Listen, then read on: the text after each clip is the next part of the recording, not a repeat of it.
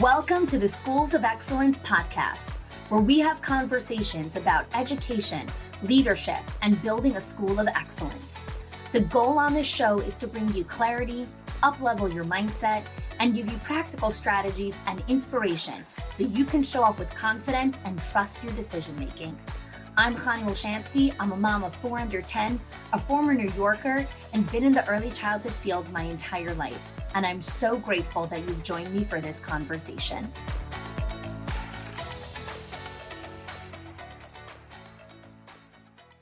On this podcast, we often talk about gratitude and appreciation. We have a whole episode 3 on this podcast called The Gratitude Matrix. And this topic of gratitude is a huge part of the Schools of Excellence framework.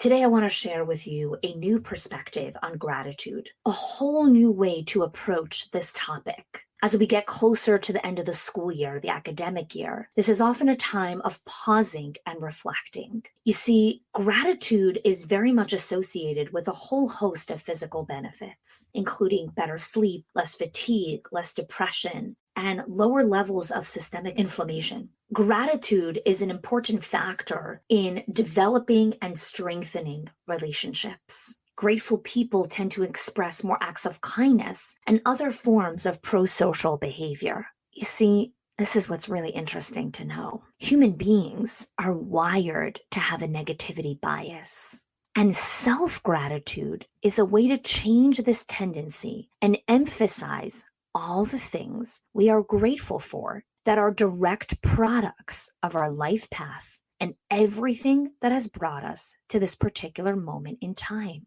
Self-gratitude is very different than gratitude for others. When we do self-gratitude, it's a practice of self-love and self-recognition that gives us the opportunity to take a moment to reflect, to appreciate and accept everything that we've been through on the journey of life until today. Writing a gratitude letter to your former self can provide you with the inspiration to continue to grow and move forward, not only in setting intentions and achievable goals, but also in finding your why and the motivation to achieve them.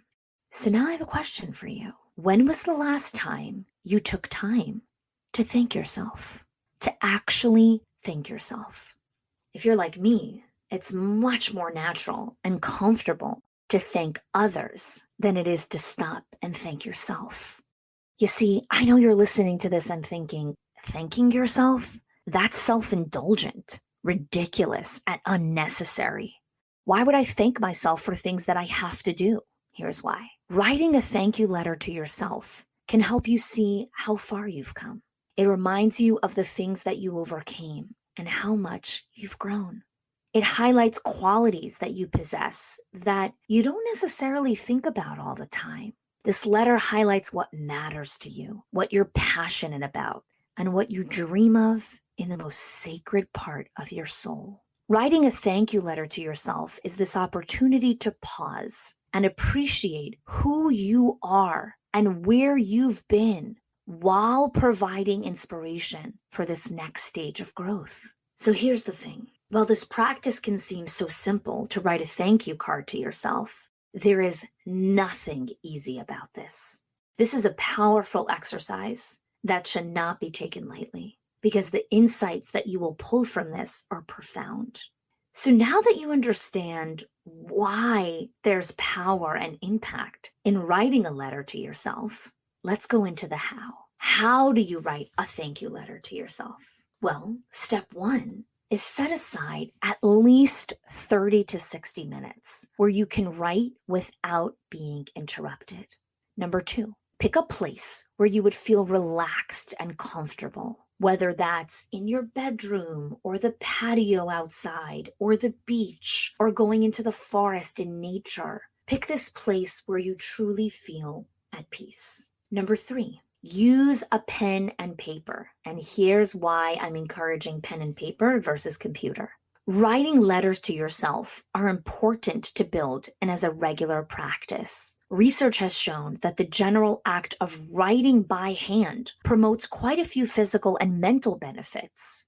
Mental health charities have shared case studies of how writing helps normalize people's feelings and allows them to process them in different ways. You see, while we're more connected than ever digitally, we're actually more distant than ever.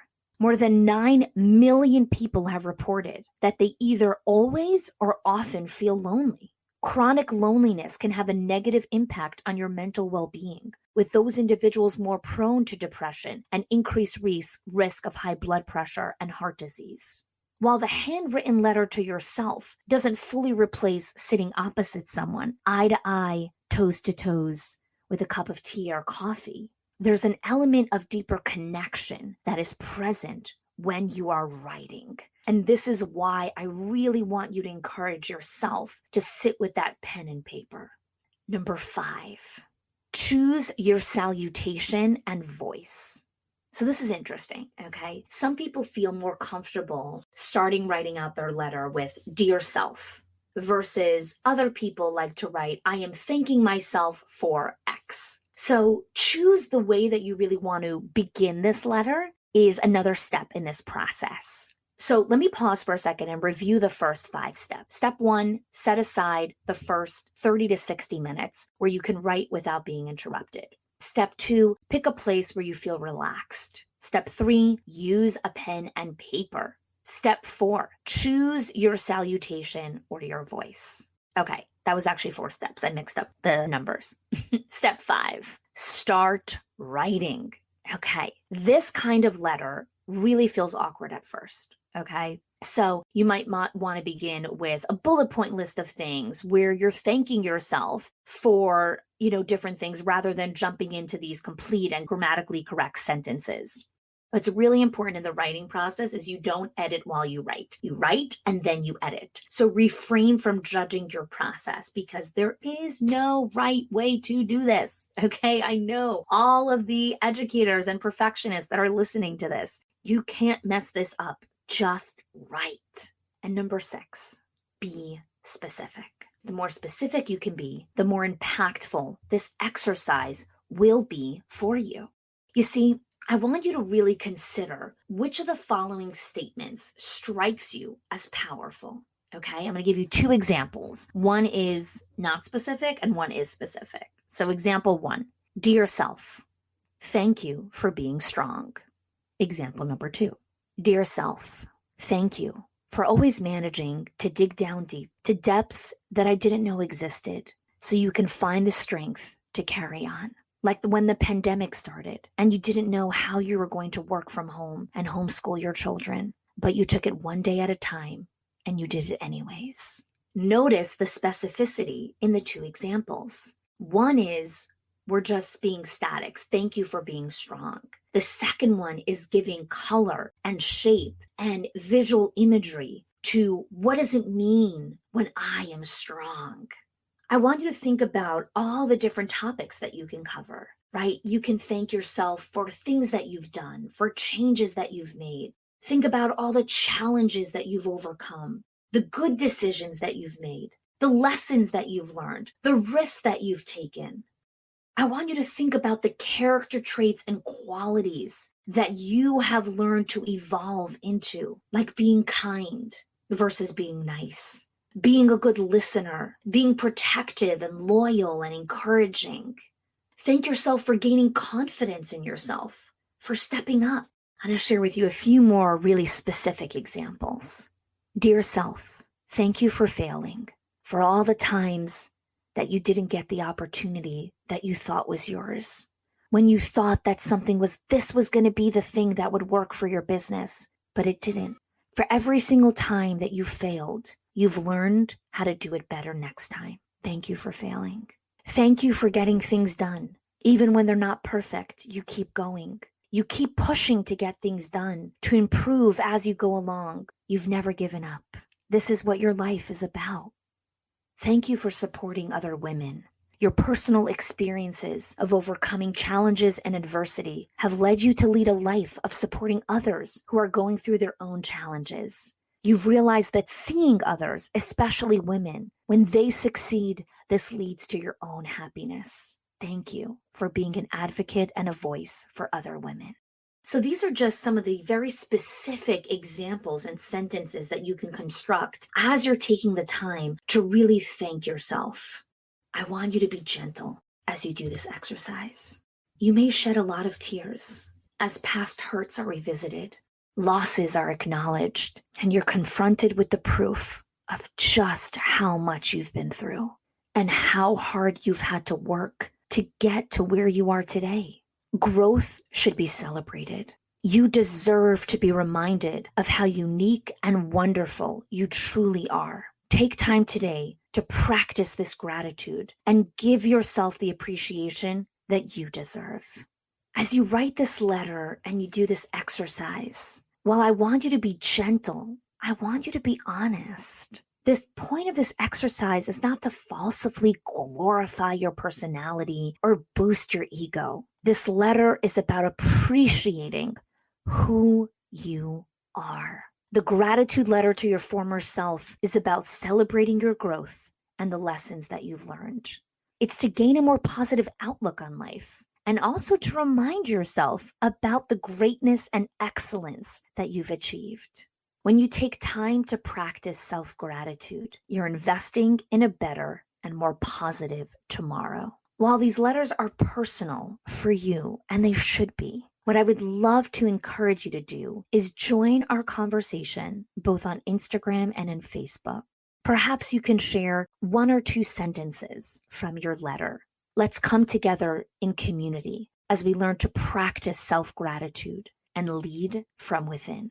Well, many of you are listening and thinking, wow, this is something I really want to do. I'm excited about trying this new endeavor of writing a letter to myself. I know there's a lot of you that are listening and thinking, oh, no thanks. And if you've listened this far, there is something inside of you that wants to try this, but you're feeling the uncertainty or you're feeling awkward about doing this. And so I just want to bring you back to step 5 in the how of writing a letter, which is just start writing. Just start writing the bullet points. Just start crafting what this is. And also, the fact that this feels uncomfortable is normal. It's very vulnerable to do this. Like I shared, that it might feel emotional and hard, and you might have to pause in middle, because whoever's listening to this, to be human is to struggle. To be human is to have loss and grief. But also, my dear friends, to be human is to experience all emotions, which also consist of joy, gratitude, pleasure, curiosity, playfulness, aliveness, excitement, admiration. It's okay. You can let go for an hour and just be present in who you are and congratulate everything that you've done. It can feel scary. I remember talking to a mom who was also an owner of multiple childcare centers, and she said, I'm afraid to write down or speak up what I'm going through because maybe I'll crumble or I'll crash when I see what I'm carrying. So it's better not to acknowledge it.